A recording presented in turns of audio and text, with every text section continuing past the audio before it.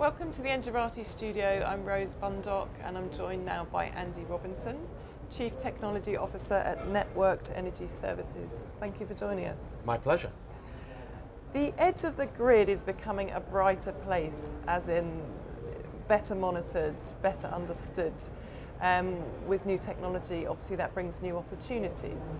From your perspective, what are you seeing are the key new revenue channels for DSOs from this enlightened view of the grid? Right. I mean, as you said, the advancements in smart metering technology, have been amazing in the last, 4, 5, 6 years. And so each new generation of product that we're bringing to the grid, both the meters and the data collectors, the infrastructure, the applications, there's an exponential increase in computing power. So we're now at the point where we can start to take advantage of that, beyond just the meter to cash, which has been always the focus with smart metering. So now we're starting to use the meters more as sensors, not just the metering side, and we're looking at what the meter to grid opportunities are. By that we mean,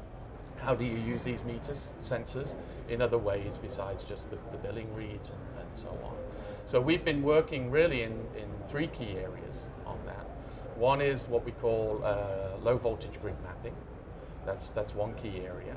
And that's where we're basically able to create a virtual visualization of the network topology. That's largely because some of the technologies that we have in the field, particularly the PLC technology, but also because now of the capabilities of the meters to sense beyond just doing more than just the instrumentation. We're also looking and able to use those devices now for doing things like power flow analysis, which is very important. When you look at distributed energy resources, local generation, and in particular renewables. Because of the intermittent nature of the renewables, it's really important to be able to analyze the power flow on the grid, to know, when solar's active and energy's being, exported to the grid, and so on. And then the other focus is grid health.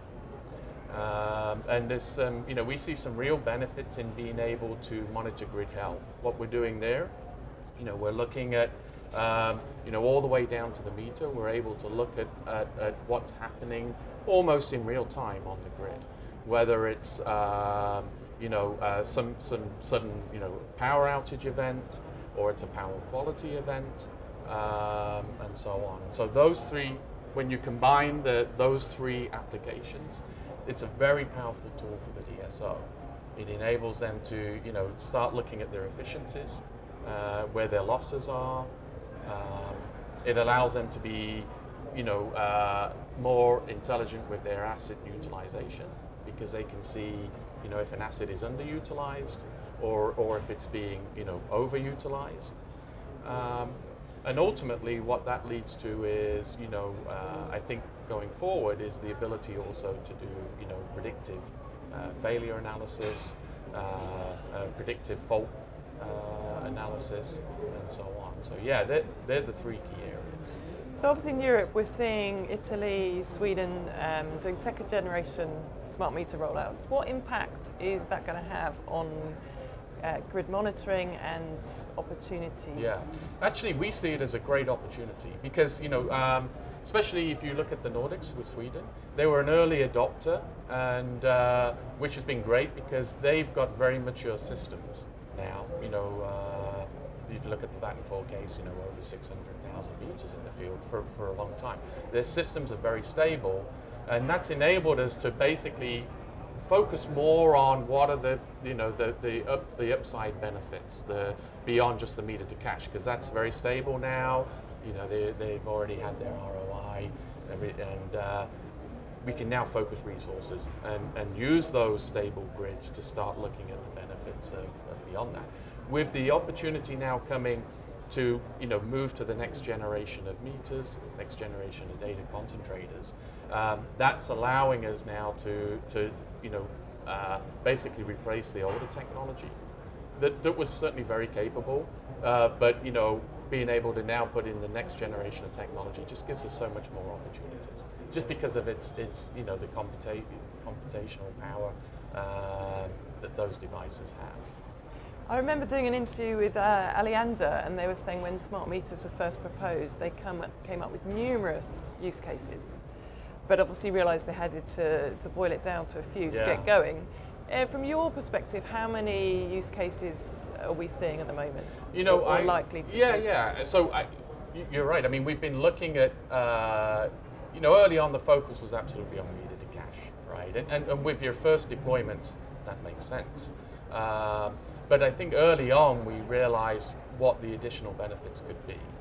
But as you said, you know, the focus had to be on the meter to cache, deploying the meters, you know, stabilizing the networks and getting it working reliably. I think now, you know, business case wise, I'm starting to see, you know, when I'm talking with our customers, you know, there's a real focus on operational, you know, the business cases related to operational efficiency. I mean, that's, you know, that's starting to be a real big focus. We talked about it, you know, when we were doing those early deployments, but the technology back then, you know, those first generations, you know, was partly a limiting factor on what we could do, even though we had the vision of where it could go.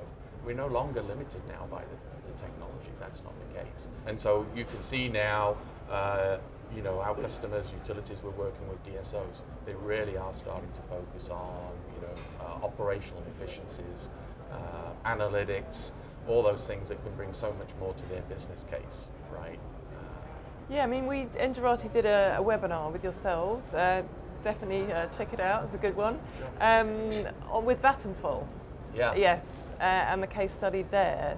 What would you say from your perspective as CTO, what were the key learnings for Vattenfall from that project? Yeah, I mean, you know, the opportunity with Vattenfall was a great opportunity. Like I said, they've got a large deployment and it's been working well now for a long time. You know, what that enabled us to do is being able to work very closely with Vattenfall like that. You know, it was enabling us to basically, first of all, you know, see how effective some of these early applications are that we have, but to really deploy it in the real world scenario, you know, enabled us to basically do, you know, enhancements to those applications, evolve them as we deployed more. We learned a lot more, you know, and that's part of the process with when you're introducing a new technology like this or a new application. It's all about getting as much data back as you can, as much experience as possible, and evolving the applications as you go. And with Vattenfall, you know, we were able to do that, and we learned a lot. In particular, you know, what we were looking at with Vattenfall is looking at the you know, we first mapped the grid, so we were using the grid mapping capability, and we were looking, okay, then we could compare with their GIS records, with their schematics, and we were looking, okay, what's the, you know, the accuracy of those? Has there been changes in the topology that weren't, you know, recorded back into their documentation? And that was a good step, and we did see issues there where GIS records didn't match with the virtual network that we were creating. And that was, you know, that showed that there was benefit there. I think some of the bigger benefits we saw actually was in the power flow. We were doing power flow analysis with Vattenfall. And that really allows you to see down to the meter level, the feeder level, how energy is flowing. You know, have you got unbalanced phases with energy, which is very disruptive, can be very disruptive to the DSO. And I think that's where we saw, with that particular you know, trial, we saw one of the key benefits. I think you could immediately see, okay, you know, we have a transformer where you know, one phase is more stressed than the others. It causes, you know, inefficiencies in you know, the delivery of the power, and it enabled Vattenfall to basically say, okay, you know, we can go out, we can reconfigure the network, you know, improve the balancing of the transformer, extend the life of the asset. So from that, you know, we started to, okay, develop new ideas on how we could do, you know, asset life management, for instance, right? And we started to evolve that with Vattenfall.